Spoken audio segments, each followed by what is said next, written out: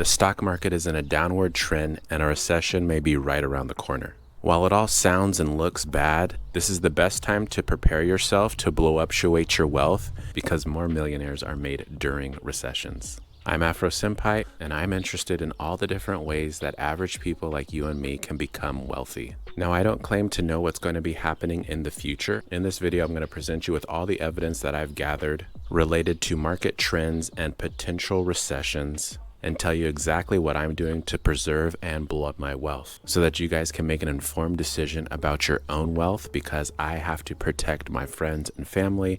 And if you're watching this, if you subscribe to the channel, that means you. Let's go. So when you ask yourself what's going on with the market, it helps to look at the actual market. So you can look at any market fund like VOO. We happen to be looking at SPY, and shout out to Tori Trends, who talks a lot about creating trend lines to make her trades. So I started getting into that, and I'm looking at the downward trend of SPY itself. And as you can see with the blue trend line, we're still trending downward, and we're not expected to see a big uptrend in SPY until this blue line is broken. So if you've traded out of some positions like I have, I'm not stressing out, even though I may see the price of the stocks that I've sold tick up a little bit. As long as these candles are still hitting below this blue line, I can sleep comfortably at night knowing that the trend is still pretty bearish. Next, we're looking at the Fear and Greed Index. And this is just a different representation of whether people in the market are feeling bullish or bearish. We see people in the market are having extreme fear right now. Although Warren Buffett says be greedy when others are fearful and be fearful when others are greedy, that means he would be buying into this market right now. But as we just saw with the trend line, it's trending downwards. So how can we reconcile the two? So in this case, when we know things are trending downward and everybody is being fearful, but we should be buying into the stocks, we're just going to be creating a stockpile of cash on the side in a high yield savings account, so it can still earn some pretty good interest for us. And then once we see that the market is turning around because it's breaking our trend line, we may want to buy back in. And something that I've been practicing lately is if I have a large lump sum of money to buy in at good dips, I'm not using all of that money. I'm just basically dollar cost averaging. So if you're looking at the market and you see that it breaks the bearish trend, don't dump all your money into your favorite stocks trying to catch the uptrend. It could be a fake out, so maybe do 10% of what you have, 25%, something relatively low. Because if it does go back down, you're still going to have a pile of cash to throw back in it once you hit the true bottom. Speaking of Warren Buffett, he has advocated in the past about the average person just needing to buy index funds like SPY or VOO because you don't have to do any work. And then I come across this article. He is getting rid of the stocks that he's telling everybody else to buy, and chances are he knows something's up. Regarding the articles and the graphs that I've shown you in the video, I'll leave a link in the description if you're curious to see this information for yourself. Now we're looking at the federal funds effective rate, and basically it's the harbinger of death when it comes to the stock market. If we're looking at 1990, when the effective rate plateaus and then goes on a decline, we've entered recessions. And then look at where we are now. So that's something to keep in mind. And another piece of information that is also a harbinger of death when it comes to the stock market is interest rates. But looking at these interest rates, every time we have interest rates drop, we typically see a recession. So I made this spreadsheet because we love spreadsheets. And again, looking at the 1990s, we see the start of the rates decreasing, and we entered the recession July of 1990. We continued to decrease rates,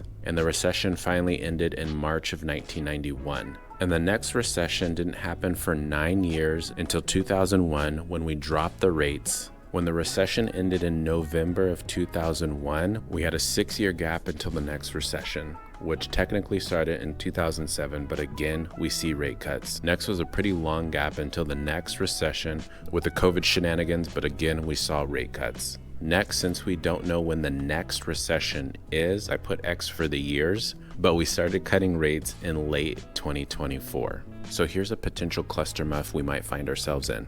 And the cherry on top to set everything off might be the tariffs that may or may not be coming. So all this could be a perfect storm for a crash, but I feel the current administration is not going to let the stock market suffer for too long. So it may be a short-lived recession, just like we saw in 2020. So some things that I've done as strategy to preserve and blow up my future wealth is selling out or reducing my positions in my tried and true stocks, which are mostly tech stocks. And we know that tech stocks tend to be more volatile. So I wanted to reduce some of those positions to take profits. So I'm talking about my Tesla, Nvidia, Palantir are either completely gone or reduced from certain portfolios. So depending upon the type of account, they're either completely gone or just reduced. Again, to take profits and preserve capital. I'm buying small positions in recession, quote unquote, safe stocks, such as Costco, AutoZone, and Texas Pacific Land Corp. And I'm holding on to a stockpile of cash.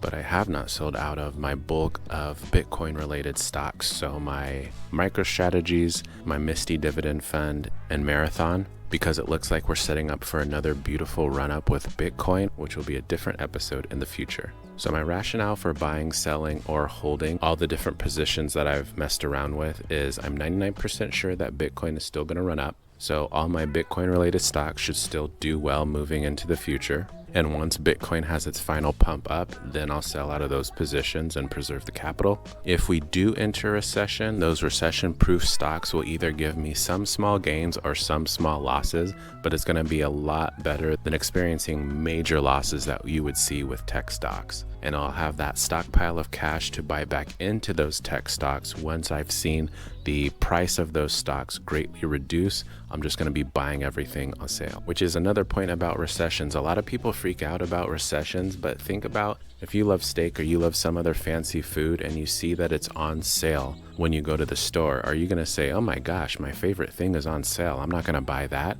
It's the same thing with stocks. I don't understand why people get so afraid of market crashes. Everything you love is on sale, which is why you buy in the dip and then you blow up your money, because everything tends to go back up in the future. You have to change up your mindset when it comes to recessions. Recessions are good. But if there ends up being no recession, then my recession-proof stocks will still do okay. I'll just have to use that stockpile of cash to buy back into my tech stocks. I'll just have to do it at a less favorable price because the price never dropped. But I'm okay with that because missing out on some gains is a lot better than having to wait for the market to recover all of the money that I lost if I stayed in all those tech stocks that will have a big drop, as we have always seen during recessions. And again, I want to preserve as much capital as I can